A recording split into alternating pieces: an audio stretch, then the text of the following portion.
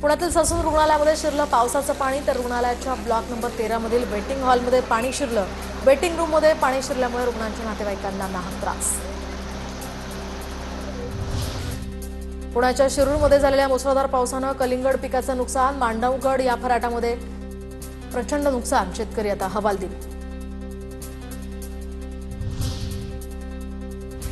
पुण्याच्या भोर तालुक्यात झालेल्या पावसानं उन्हाळी पिकांना फटका, उन्हाळी भुईमूग, बाजरीला कोंब फुटले। उत्तर पुणे जिल्ह्यामध्ये दुपारनंतर पुन्हा पावसाचा जोर वाढला, सकाळपासूनच पावसाची उघडीप।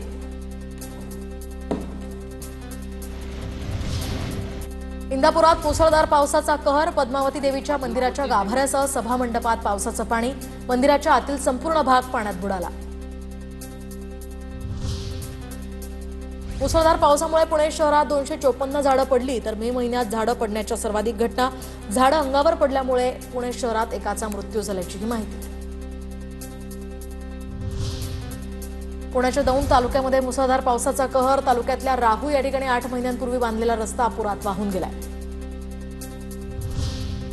पुण्याच्या सिंहगड परिसरात मुसळधार पावसामुळे दरड कोसळण्याचा धोका, या पार्श्वभूमीवर 29 मेला सिंहगड किल्ला बंद ठेवण्याचा प्रशासनाचा निर्णय।